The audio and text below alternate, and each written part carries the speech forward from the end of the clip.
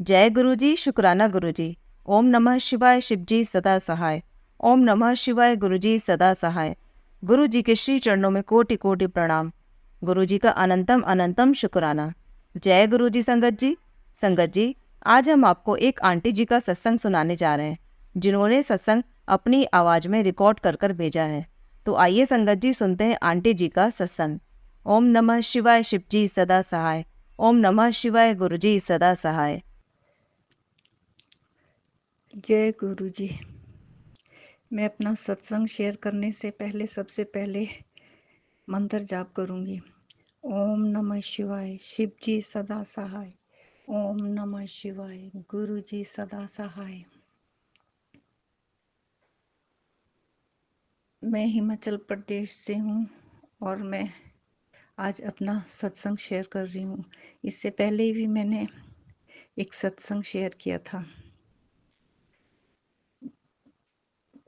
इसी चैनल से मैं पहले भी शेयर कर चुकी हूँ। मैं फरवरी 24 में ही गुरुजी ने मुझे अपने से जोड़ा था और उस समय मेरा बेटा बीमार हुआ था। गुरुजी ने जो कृपा की और जिस तरह से ब्लेस किया हमें, मुझे, मेरे बेटे को, और वो स्वस्थ हुआ, उसके लिए मैंने शुक्राना सत्संग शेयर किया था।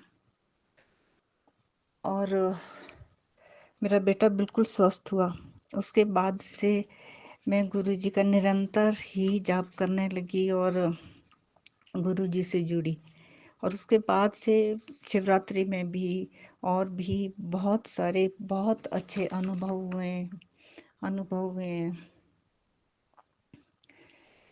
तो मैं हमेशा ही गुरुजी के वीडियो देखती रहती थी, हमेशा ही। तो मैं प्रार्थना करती थी कि मेरा ये बेटा भी कब, अरदास करती थी गुरुजी से कि मेरा ये बेटा भी कब गुरुजी इस पर रहमत ऐसी करे, ऐसी कृपा करे कि ये भी गुरुजी से जुड़ जाए। और धीरे धीरे ये भी संभव हुआ और मेरा बेटा भी अब गुरुजी की संगत में शामिल है, उनको मानता है। बल्कि आज ही कह रहा था कि वीडियोस देखने के बाद कि मम्मी हमें गुरुजी का स्वरूप कहाँ से मिलेगा। लेकिन हम यहाँ हिमाचल के गांव में ऐसी जगह रहते हैं जहाँ आसपास कोई मानता भी नहीं है गुरुजी को, जानता भी नहीं है गुरुजी को। तो मैंने उससे कहा कि गुरुजी की जब कृपा होगी तो हमें स्वरूप भी खुद मिल जाएगा। और एक दूसरी सबसे बड़ी प्रॉब्लम ये है कि मेरे पति बिल्कुल भी नहीं मानते हैं। वो बिल्कुल भी नाम नहीं लेने देते हैं वो हम किसी भी गुरु या साधु संत का, क्योंकि वो कहते हैं कि कोई गुरु या साधु संत नहीं होते, ये सब ढोंगी हैं, ठग है, फ्रॉड है। और फिर आजकल जो टीवी पे न्यूज़ चल रही है, जो अभी ही हादसा हुआ है हाथरस का, उसके बाद तो वो बिल्कुल नहीं मानते हैं। और जब भी न्यूज़ चल रही होती है डेली मुझे बुलाकर कहते हैं कि देखो ऐसे होते हैं ये साधु ढोंगी बाबे, ये सब ऐसे ही होते हैं। क्योंकि वो जानते हैं कि मैं यूट्यूब में भी हर वक्त कोई ना कोई वीडियो देखती रहती हूँ, कहीं से भी कुछ भी मतलब सत्संग सुनती रहती हूँ और ये कुछ ना कुछ ऐसी उसमें लगी रहती हूँ। तो इसलिए वो मुझे हमेशा बोलते हैं। तो इस कारण से भी हम ना स्वरूप लगा पाते हैं, हम ना कुछ कर पाते हैं। मेरा बेटा अपने आप से बिल्कुल अपने पापा से चोरी से चाय बनाकर गुरुजी को चाय भोग लगाता है। बस वैसे ही गिलास में रखकर कह देता, अलग से गिलास रखा है कि गुरुजी चाय प्रसाद बना रहा हूँ, स्वीकार करो गुरुजी। बस इतना ही कर पाते हैं क्योंकि हमारे पास स्वरूप नहीं है, कुछ नहीं है। हम तो बस वैसे ही वीडियो देखते हैं और गुरुजी का मंत्र जाप करते हैं। और मेरा बेटा रोज सुबह शिवलिंग पर जल चढ़ाता है। हमने अपने घर में ही छोटा सा मंदिर बना रखा है और छोटा सा पास शिवलिंग है। वो रोज गुरुजी का मंत्र जाप करके जल चढ़ाता है और उस जल को लेकर अपनी आँखों में लगाता है, जल प्रसाद रूप में ग्रहण करता है, मुझे भी देता है और अपने घर के चारों ओर, घर के आगे, दरवाजे के बाहर डालता है कि जैसा गुरुजी ने बताया था। तो ताकि कोई भी नेगेटिविटी एंटर ना कर पाए, और घर में भी छिड़कता है ताकि घर में पवित्रता बनी रहे। तो अब शुक्राना गुरुजी, मुझे बहुत बहुत खुशी होती है अपने बेटे को ऐसे कर्म करते हुए देखकर। शुक्राना शुक्राना शुक्राना गुरुजी। वो सब कुछ अपने पापा से चोरी चोरी से ही करता है, क्योंकि वो तो मानते नहीं हैं। और मैं गुरुजी से प्रार्थना करती हूँ, गुरुजी से अरदास करती हूँ कि कभी ना कभी वो भी समझेंगे, गुरुजी को मानेंगे। और एक बारी गुरुजी का ही मैसेज मुझे मिला था कि मैं किसी को भी सुधार सकता हूँ। मैं गुरुजी से ही अरदास करती हूँ कि ये कब सुधरेंगे। तो गुरुजी का ही मैसेज था कि मैं किसी को भी सुधार सकता हूँ। तो उम्मीद करती हूँ कि एक न एक दिन ये भी सुधरेंगे। वैसे स्वभाव में थोड़ा बहुत फ़र्क पड़ रहा है, थोड़े काफ़ी कुछ विनम्र हो गए हैं, वरना बहुत गुस्सा, बहुत चिड़चिड़ापन, और एक अपने पति की निंदा या नहीं वो कहूँगी कि एक अहंकारी इंसान है, बहुत अहंकार है। इनमें ही नहीं, पूरे परिवार में हमारे साथ साथ सब रहते हैं। मेरे देवर देवरानियाँ, मेरी सासू माँ भी इसी तरह के। इन लोगों में बहुत ज़्यादा अहंकार है, और ये सब मेरे बेटे को बहुत टॉर्चर करते हैं, इसे अपमानित करते हैं। ये समझते हैं क्योंकि वो सीधा साधा भोला और शरीफ है और बहुत होशियार नहीं है, तो ये लोग उसे ये समझते हैं कि बस तेरी कोई औकात नहीं है। बहुत अपमानित करते हैं सब उसे। और यहाँ तक कि उसकी अपनी दादी भी उसे अपमानित करती है, ये समझती है कि तू क्या चीज़ है। इन लोगों में इतना अहंकार है कि ये अपने ही बच्चे को, शरीफ बच्चे को कुछ नहीं समझते हैं। और मुझे बहुत दुख होता है संगत जी, बहुत, मतलब अंदर तक इतनी पीड़ा होती है जब ये लोग उसका अपमान करते हैं।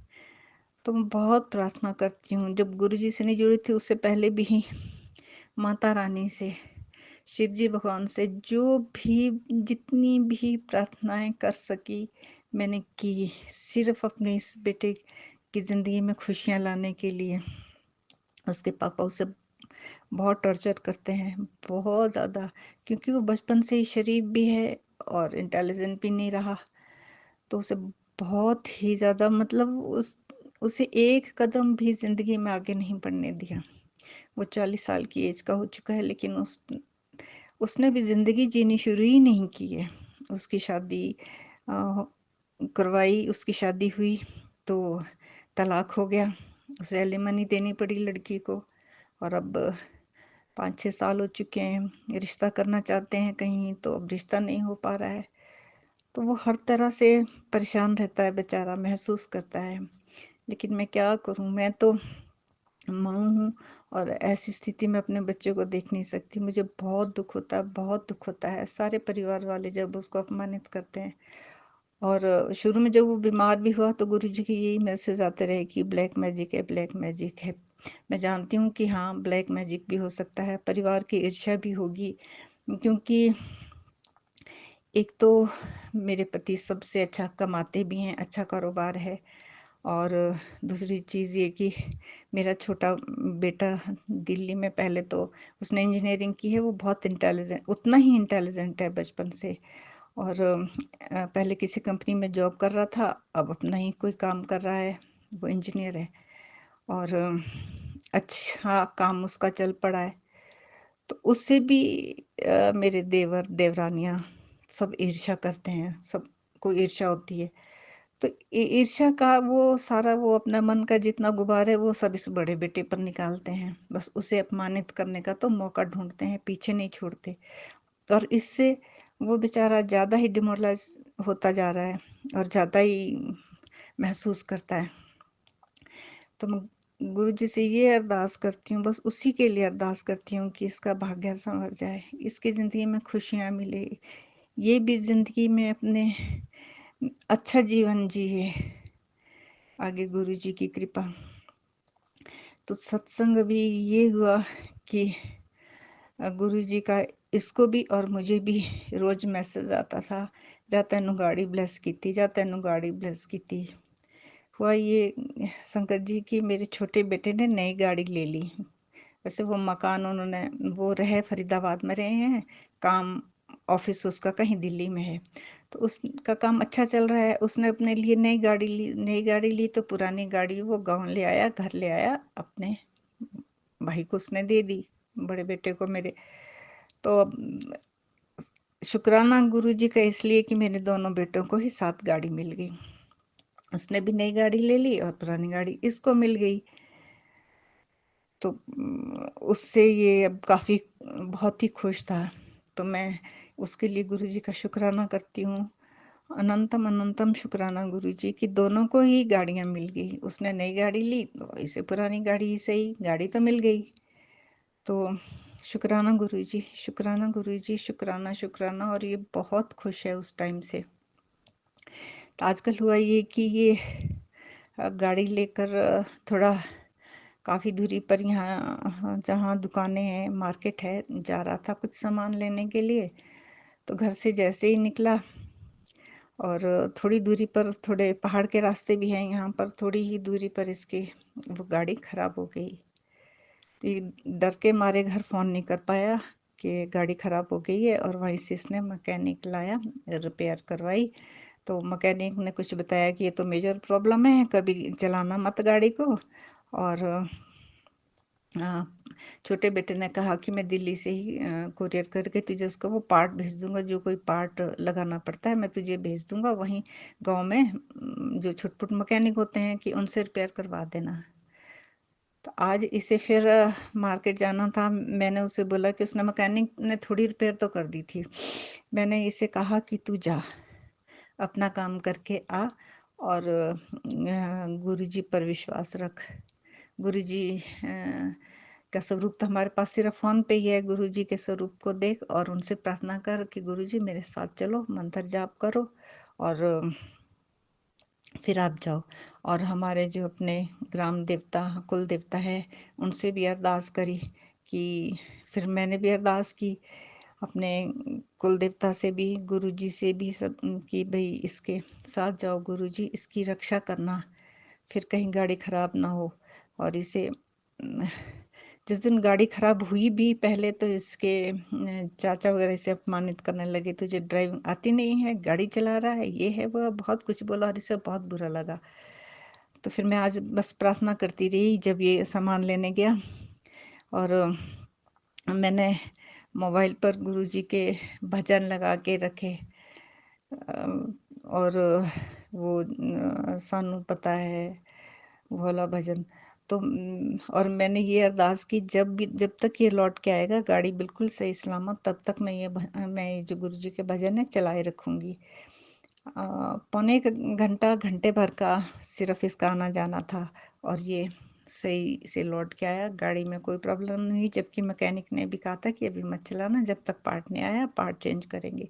गाड़ी बिल्कुल ठीक से गई, ठीक से आई, कोई प्रॉब्लम नहीं हुई। और शुक्राना गुरुजी, शुक्राना गुरुजी, ये मैं जानती हूँ कि आप इसके साथ साथ थे, आपने रक्षा की। शुक्राना गुरुजी, शुक्राना गुरुजी।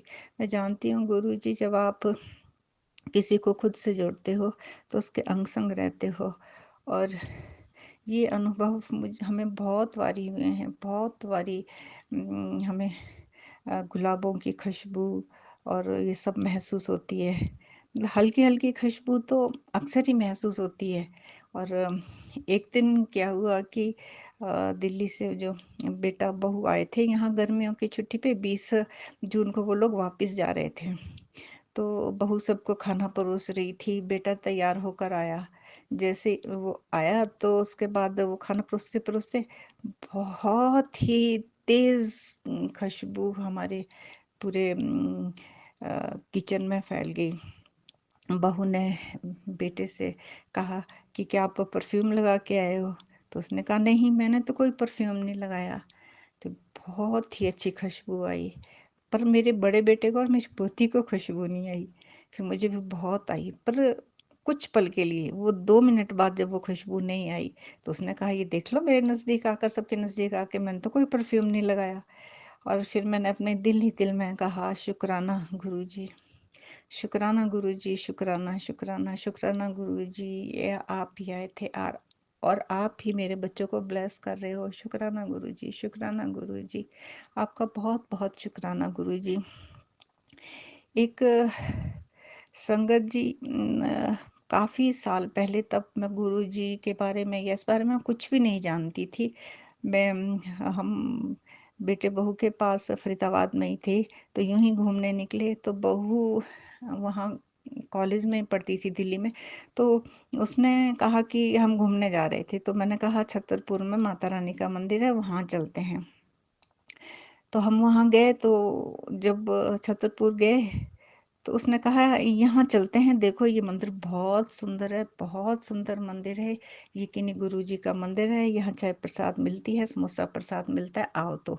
लेकिन हम गए, बाहर बाहर से घूम के आ गए। उस समय मैं कुछ भी नहीं जानती थी, ये कोई 8-10 साल पुरानी बात है। पर ये गुरुजी की मेहर देखो, गुरुजी उसी समय से हमें जान रहे थे, हमें जोड़ने की कोशिश कर रहे थे, लेकिन हम ही अज्ञानी होते हैं, मूर्ख, अपने कर्मों से बंधे होते हैं। हमने बुरे कर्म ऐसे किए होते हैं कि उनसे पीछा छुड़ाना बहुत मुश्किल होता है। और उसके इतने सालों बाद फिर गुरुजी ने मुझे खुद से जोड़ा। शुक्राना गुरुजी, शुक्राना गुरुजी, शुक्राना गुरुजी। और ज्योत में तो हमेशा ही गुरुजी के दर्शन होते हैं। रोज शाम को मैं जब अपने मंदिर में ज्योत जलाती हूँ, कभी तितली रूप में और कभी ही अक्सर तितली रूप में ही होते हैं, कभी फूल रूप में। और मैंने फ़ोटो ली है। एक दिन तो ऐसा लगा जैसे, जब मैंने बाद में फ़ोटो देखी, मैंने फ़ोटो तो ले ली, लेकिन फ़ोटो में ऐसा लगता है जैसे ज्योत में कलश है। अब ये गुरुजी जान सकते हैं, इससे ज़्यादा मैं नहीं जानती। शुक्राना गुरुजी, शुक्राना गुरुजी। और मेरे बेटे को सुबह की ज्योत मेरा बेटा जलाता है और मेरे बेटे को ओम दर्शन हुए। शुक्राना गुरुजी, शुक्राना गुरुजी। हम पर इसी तरह मेहर करना गुरुजी, हम पर इसी तरह कृपा बनाए रखना गुरुजी, कृपा करना गुरुजी। शायद मेरा सत्संग कहीं लंबा ना हो जाए, इसलिए मैं अपना सत्संग आज यहीं रोकती हूँ। हाँ, एक बात सॉरी, वो मैं बताना चाहूँगी कि जिस दिन बेटे की गाड़ी खराब हुई, उस दिन बहुत गुस्सा आया मुझे, बहुत मन खराब हुआ। सब जब इसे कोसने लगे, तो बहुत मन खराब हुआ। तो गुरुजी का यूट्यूब में मैसेज ही देख रही थी, शुक्राना करी। और मैंने गुस्से-गुस्से में, मुझे कोई शुक्राना नहीं करना, अब मुझे कोई शुक्राना नहीं करना। जब मेरे पास कोई शुक्राना नहीं है, मुझे करना ही नहीं। मैं उस दिन करूँगी जिस दिन इसका भाग्य संवरेगा। मुझे कोई शुक्राना नहीं करना। और संगत जी, गुरुजी कैसे हर मन की बात जानते हैं। कुछ देर बाद मुझे मैसेज मिलता है, मैंने जैसे ही यूट्यूब खोला कि तू शुक्राना नहीं करना, तू मत करी, पर ये सत्संग तू पूरा ज़रूर सुन लई। और मैं बड़ी हैरान हुई और मुझे खुद पर अ, हँसी भी आई कि मैं एकदम गुस्से में क्यों आ जाती हूँ, एकदम ही सोचने लगती हूँ कि मुझे कोई शुक्राना नहीं करना। ये परसों की ही बात है। और आज उसके बाद से मैं कल आज हर मैसेज में शुक्राना गुरुजी, शुक्राना गुरुजी, शुक्राना गुरुजी लिख रही हूँ और गुरुजी से माफ़ी माँगती हूँ। गुरुजी, मैं भटक जाती हूँ। मैं बहुत सालों से ध्यान, तप, तपस्या, व्रत, पूजा सब कर रही हूँ, सब। मैं इतना चाहती हूँ कि मेरे दोनों बेटे अच्छा जीवन जिएँ, अपने जीवन में तरक्की करें, सफल होएँ और दोनों को संतान प्राप्ति हो।